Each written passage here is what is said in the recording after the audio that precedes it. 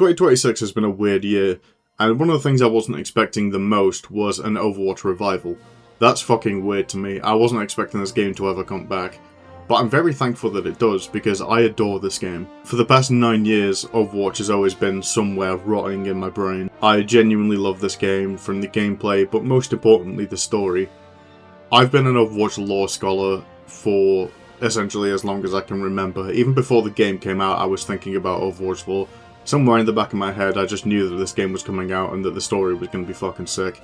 So, now that it's back in the zeitgeist and it's no longer the most hated game ever, I can speak about my thing that I love, and that would be, unless the writing didn't take a fucking nosedive for the past few years.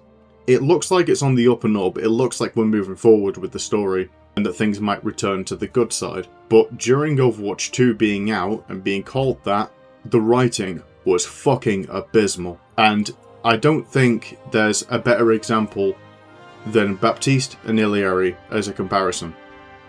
So, would anyone in the class like to explain the similarities between Baptiste and Illari?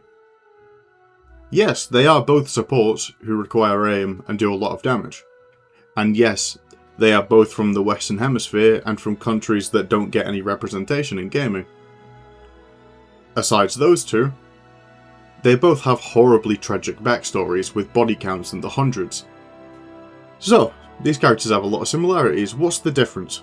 Well, the difference is Baptiste is possibly one of my favourite characters in the entire game, and Illari being one of my least favourite characters in the entire game, from a lore perspective anyway. Baptiste is a character that asks a lot of questions about yourself and what it means to forgive someone. Illari asks nothing and doesn't make you think in the slightest. Let me run through some basic backstory with you. Baptiste grew up in poverty. He's been poor his entire life. So when Talon came round with incredibly high paychecks to do some dirty work, he accepted that. Lord knows how many people he killed. Lord knows how much blood is on his hands. The sins he's committed is immense, including taking part in one of the worst massacres the Overwatch world has ever seen, and one of the worst terror attacks Talon ever committed. Baptiste only snapped out of this when a little girl stood up to him. He raised his gun to her. He broke down. He didn't shoot. But regardless, there was intent to kill a child in his mind for nothing more than a paycheck. And he's killed. He's killed before. He's killed innocents. He took part in that massacre. Baptiste is, for all intents and purposes, a terrorist.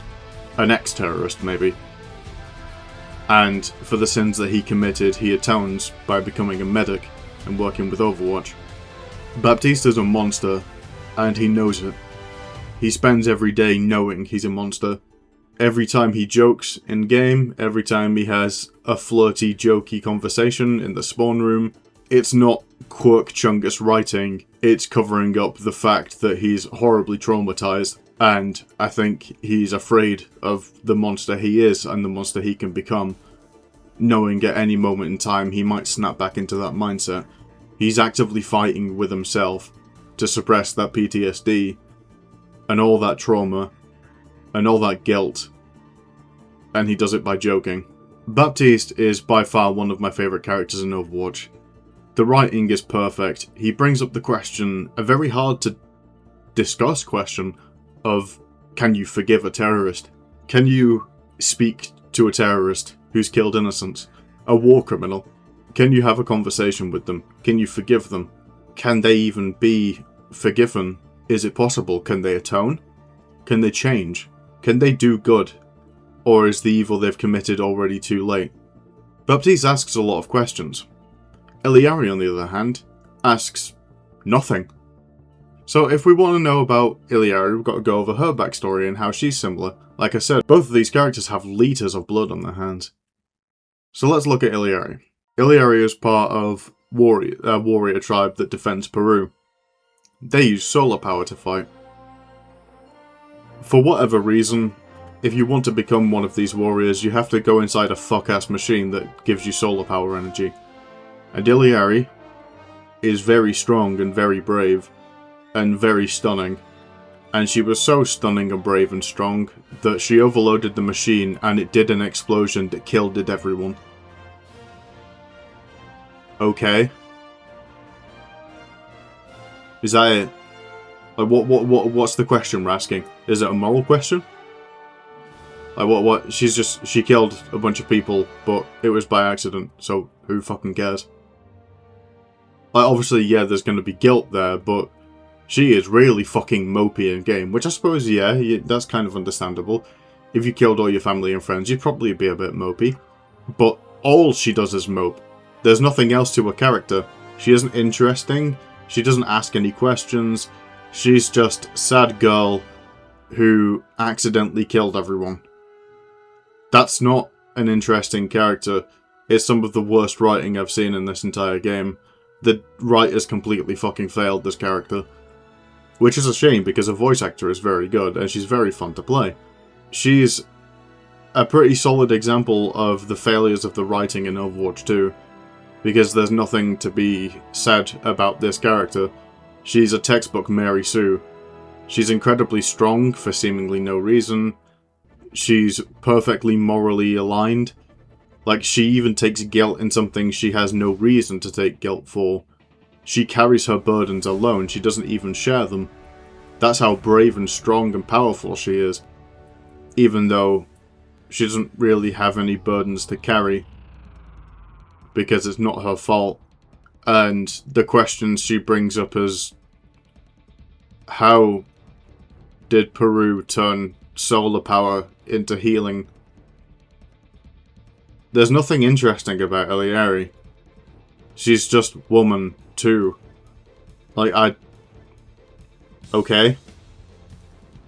So I suppose that brings up the question, how the fuck do you fix this character? There's option 1.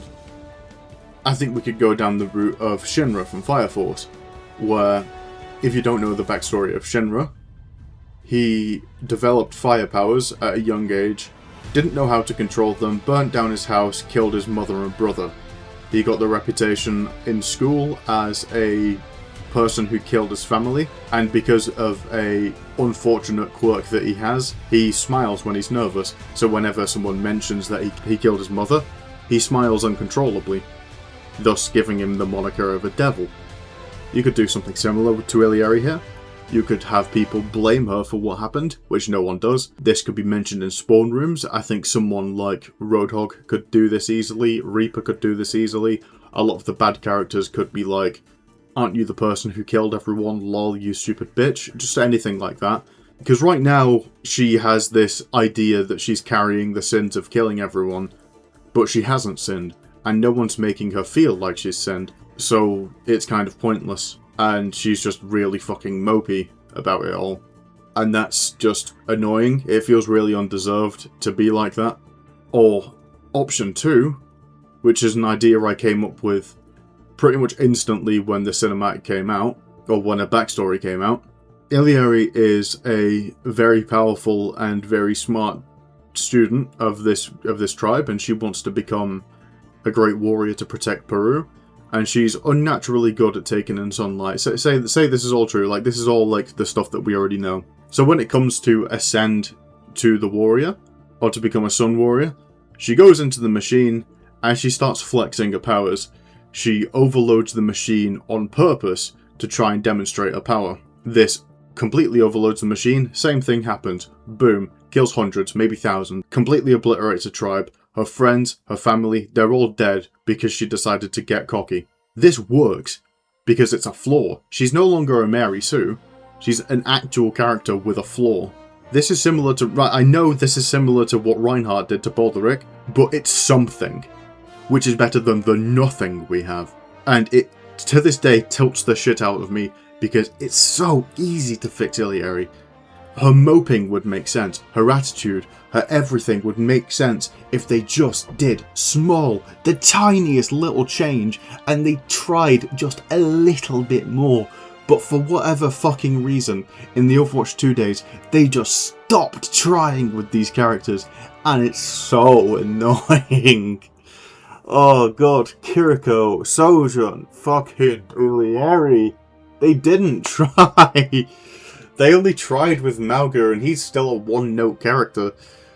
It's so fucking bad. And, like, the difference is just night and day. But thankfully, Thankfully, Overwatch is back on the right track now. With the introduction of Domina, I feel like we're getting better writing of female characters, which is a problem that Overwatch has had for a long time. Emre and Freya both seem like interesting characters. Even though I'm not as interested in them, I think that their role as half villain, half not is going to be interesting going forwards. Vendetta's been interesting to see. I like her. I like the entire moving forward with the plot right now, and I'm really looking forward to the future of Overwatch. I cannot remember why I was making this video. Oh, I'm making this video because I'm waiting for my food to settle. Yeah, I want to go to the gym, but I've just eaten, and I know if I go, I'm going to get crazy cramps. So I made a video. Well, I recorded it. I'm probably going to edit it when I get back from the gym. Maybe. I don't know. Why are you still here? I haven't said anything, like, worthwhile for the past minute. Go away.